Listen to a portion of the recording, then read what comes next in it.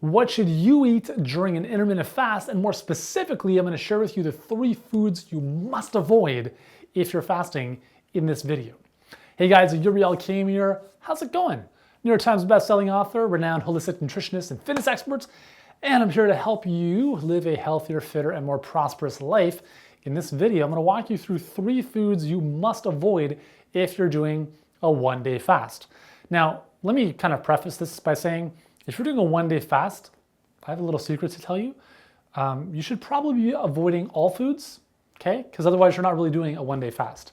But even with that said, some people sneak some things in and have different ways of doing fast, like protein fast or whatever, fake fasts. But if you're doing a pure fast, the only thing you should be consuming is water or herbal tea. That's it, okay? So let's talk about these 3 foods you want to avoid. Number 1 is sugar. So if you're having herbal tea, I've had a lot of questions. Hey, Yuri, can I have honey in my tea? Can I add some sweetener to my tea? The answer is no and no. Otherwise, you're not doing a full one-day fast. I mean, yeah, it sounds a little bit strict, but here's the reality, guys. The reason we don't want to do this is because we want to give our body a sense of time, a one day or 16 hours, whatever it might be in your case, where nothing is coming in that is going to disrupt digestion or raise your blood sugar beyond normal. We want your body to kind of recalibrate itself and do what it's supposed to do without having to worry about all this food stuff coming in.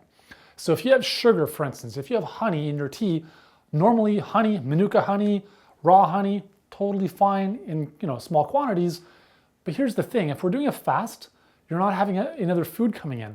So if you're having pure honey in your herbal tea, that's going to spike your blood sugar very quickly because there's nothing, no other food, no other protein, no fiber to buffer that out of the stomach or to slow its absorption. So now you're going to have this rise in blood sugar. So now your blood sugar is going to peak a little bit, not good. Insulin, which is a storage hormone, releases to take that sugar out of the blood. So now instead of being in fat burning mode, you're actually in storage mode, which is not what we want during a one-day fast. The benefit of doing a fast, there are numerous, but from a weight loss perspective, is that you're not in storage mode, you're in breakdown and fat burning mode. So by having sugar, you kind of completely negate that. So sugar is the number 1 food you want to avoid in any form on a one-day fast. Second, number 2, is caffeine. Now caffeine is typically, it's not really a food. However, as you guys know, I'm not a huge fan of caffeine in general. Coffee, Red Bull, energy drinks, doesn't really matter, it's all the same stuff. Caffeine's gonna do the same thing to your blood sugar, and it's gonna make you feel really jittery and not good, especially if you're on an empty stomach all day long. And I'm not talking about doing the bulletproof coffee here with MCT oil and all that stuff. That's not a true fast, that's something else. If you're doing a fast where you're consuming nothing for one day, just water and herbal tea, caffeine has no place. That's why I said herbal tea, not black tea, not green tea, because again, caffeine in and of itself, by itself, is gonna do a couple things. A, if you're not used to it, it's gonna make you feel jittery. That's one of the reasons I don't drink it at all. Second, is it's going to ruin your adrenal glands over time. Caffeine is a stimulant, and your adrenal glands deal with stimulants.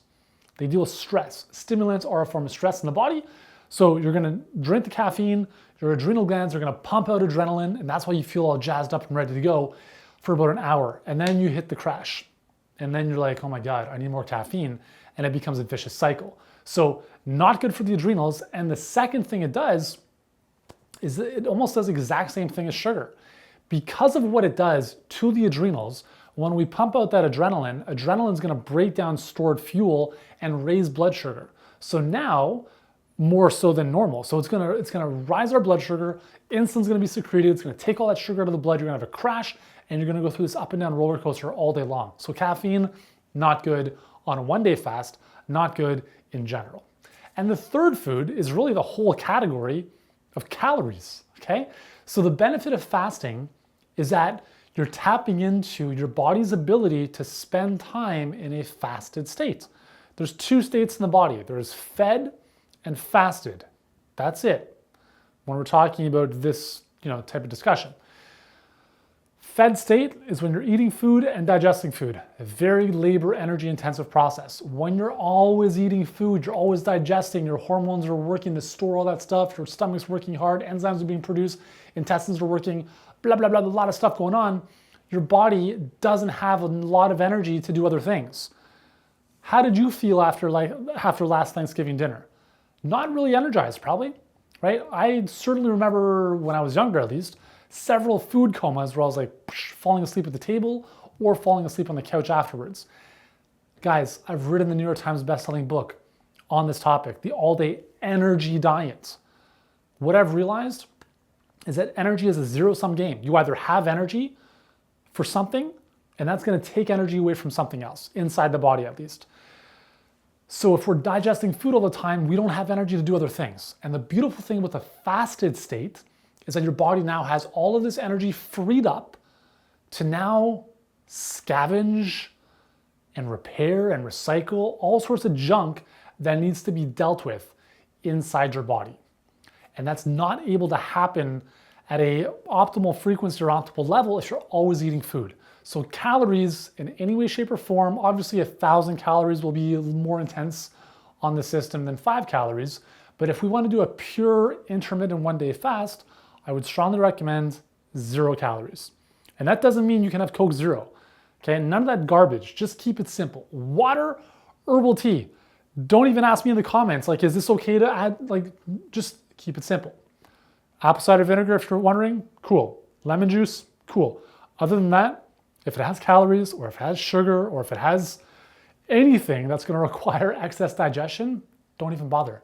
Supplements, you may want to give yourself a break from your supplements for one day. Again, your body's going to have to work through those. Again, it's not the end of the world, but give your body a break. Give it a day of rest to let it do its thing. It's going to go through what's called autophagy, where it goes and repairs and recycles all that stuff I mentioned, and your health will be a lot better for it. Okay, so those are the 3 foods to avoid on a one-day fast. And basically, to keep things simple, we're not eating food for 16 to 24 hours.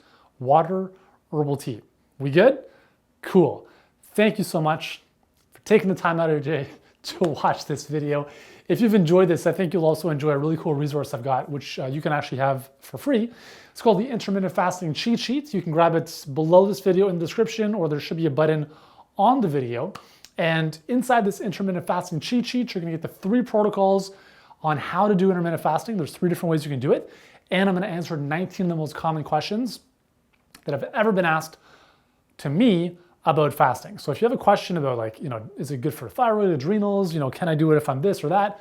All those questions will be answered along with scientific validation to back everything up. Okay, so you don't have to go around the web and search forever. I'm answering everything for you in this simple, easy to consume document. And you can grab it for free today just for watching this video and for being committed to improving your health. Cool? So grab it below or somewhere on this video. Thanks for watching. Subscribe to the channel somewhere over here. And I look forward to seeing you in the next video.